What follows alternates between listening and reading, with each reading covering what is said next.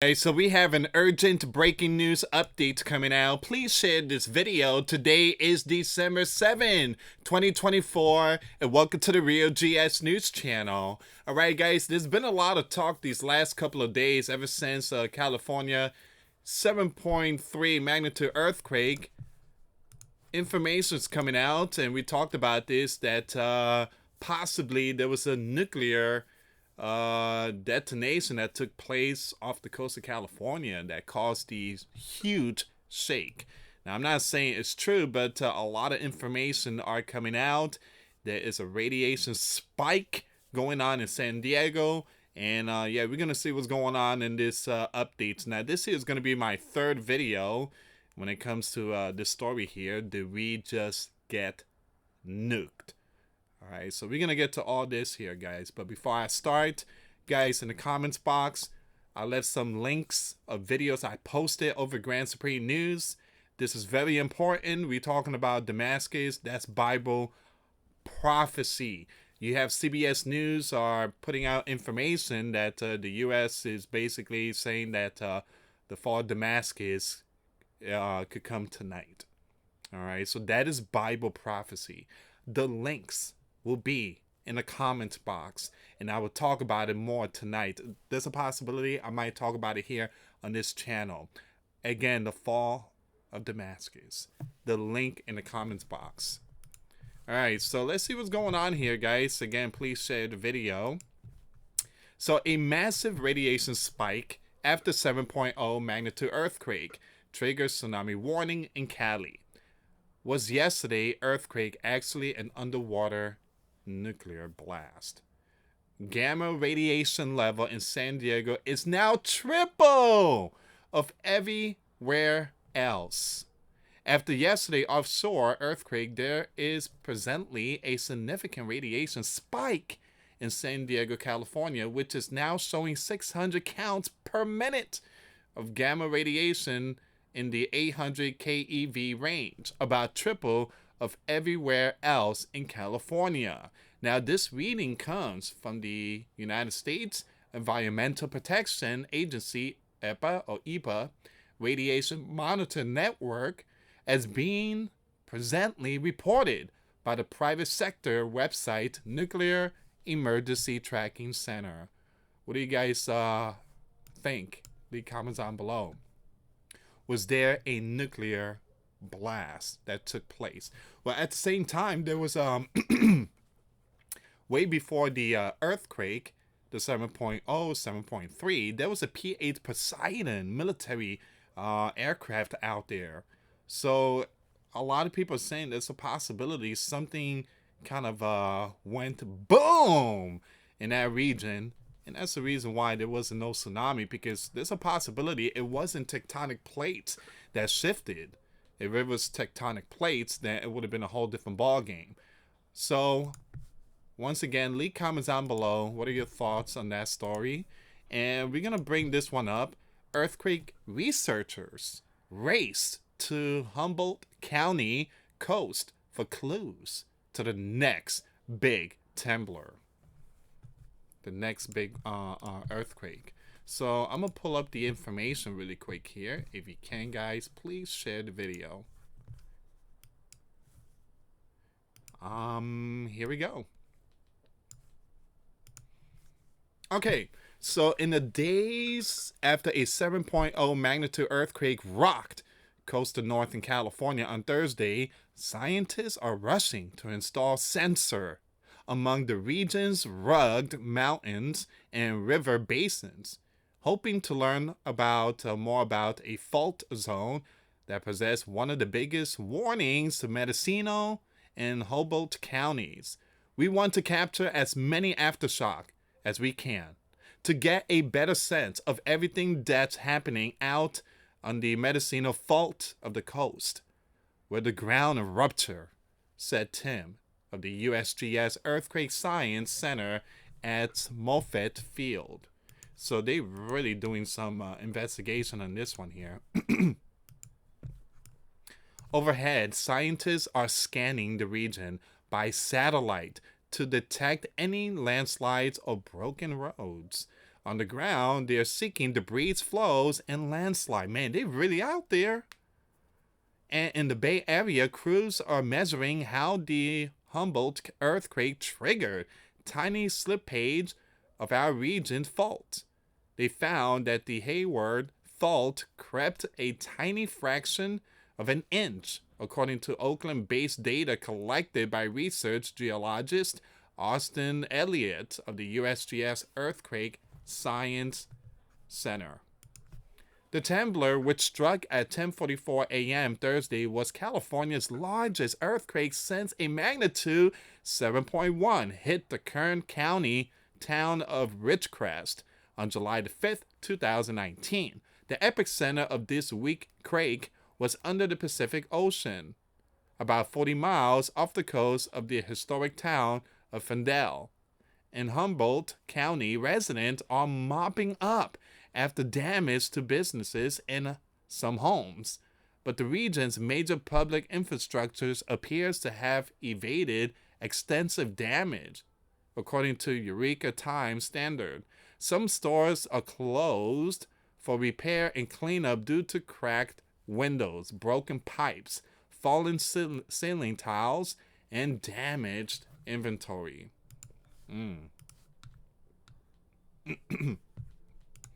Now it says here, Jim Campbell is still awed by the experience, perched atop a tall redwood Christmas tree at the Sequoia Park Zoo. I truly apologize about that name.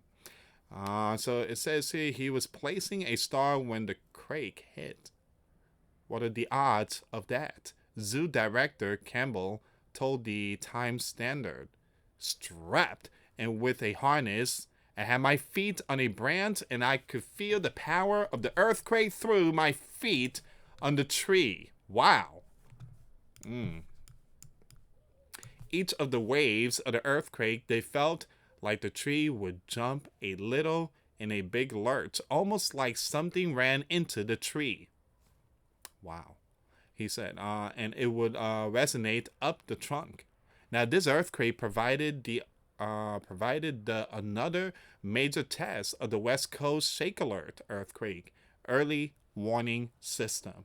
Now, it was a major success, warning an estimated 5 million residents between Salinas and Lincoln City, Oregon, with a loud alarm and infrastructure to drop, cover, and hold on. So, again, a ShakeAlert is kind of a good thing to have because it gives you possibly 10, 20, maybe 30 seconds heads up that there's going to be an earthquake. So it gives you some kind of advanced time to duck or get under a table or just in between the door entrance. ShakeAlert was very accurate, initially reporting a 6.9 magnitude trembler, said Robert.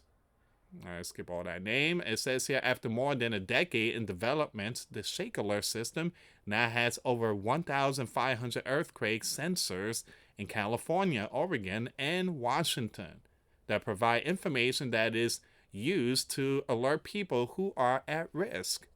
When completed at the end of 2025, ShakeAlert will have over 2,000 sensors that will contribute to improving ShakeAlert's performance. The system did exactly what it was supposed to do. An estimated 5 million people, were alerted by at least one of ShakeAlert's alert delivery partners.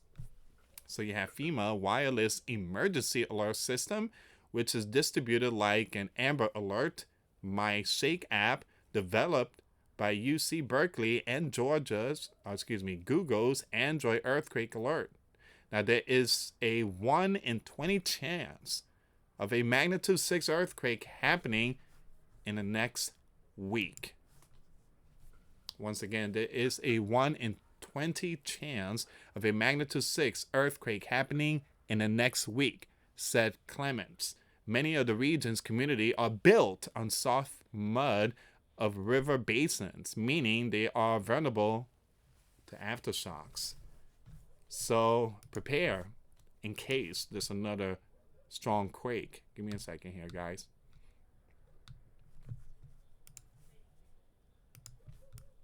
The fault at fault.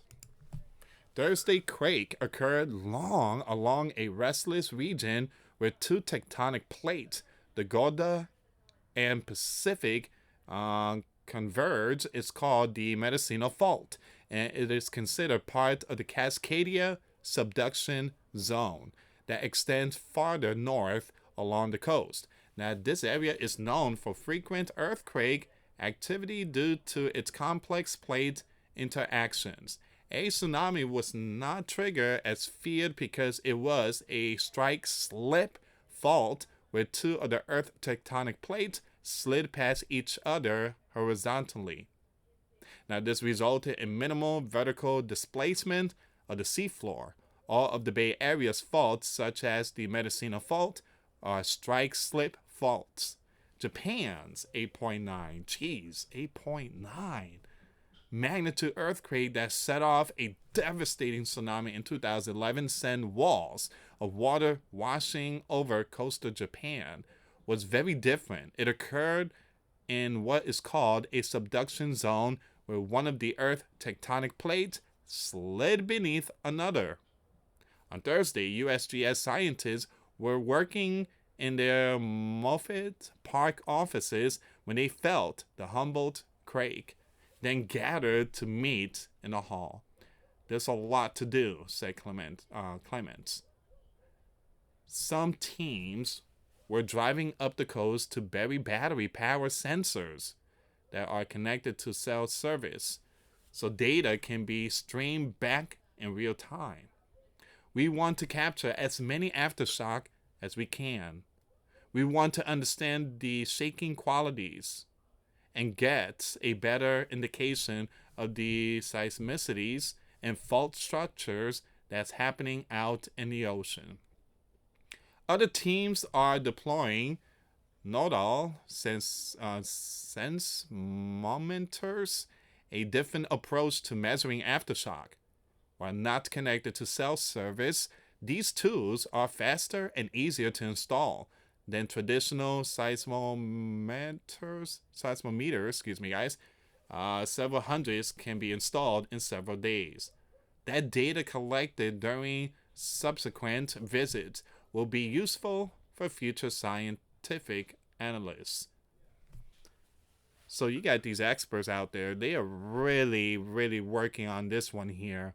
They're doing a lot of studying, a lot of research. The field teams from the California Geological Survey reported that the most common ground damage observed was landslides and slope movements, causing some roads' shoulders to shift downhill. There were some rockfalls on bluffs and beach cliffs, and there was soil liquefaction on a beach west of Fendel, where the strong shaking loosened sending sediments, causing settlement and ground cracks. Give me a second here, guys.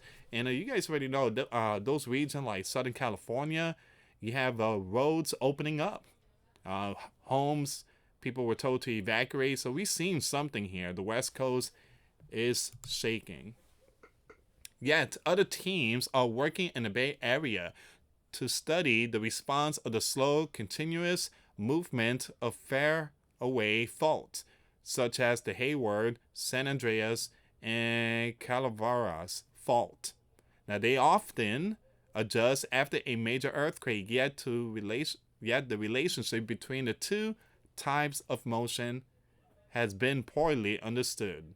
With every earthquake, we can learn more about the underlying physics, said Clements, and better predict and understand the seismic hazard risk going forward.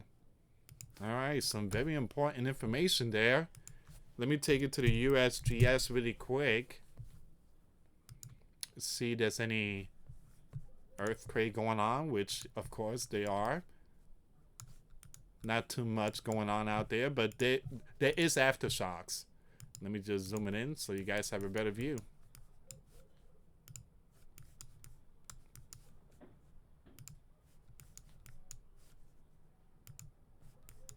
All right, so that's the one. Those are the aftershock. And it's still happening. You got them quakes going on.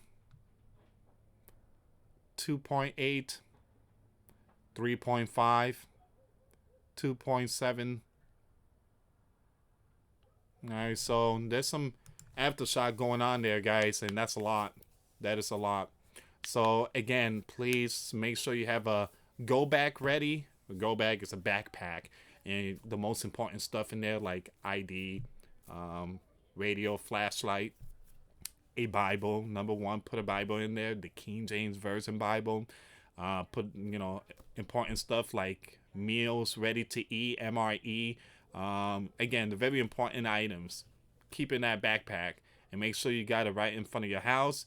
And let's say you go to work, right? Take that backpack with you, put it in the trunk or put it in the back seat. Carry that backpack just in case. And also, it's very important to sit down with your loved ones because sometimes, kids in school, the dad's working, the mom is doing other things, and you guys are like 10, 15, maybe 20 miles away from each other. You need to have a game plan, where to meet, and how to prepare yourself. So again, guys, I'm not trying to spook no one here, but experts are sounding the alarm. The big ones, it's not too far away.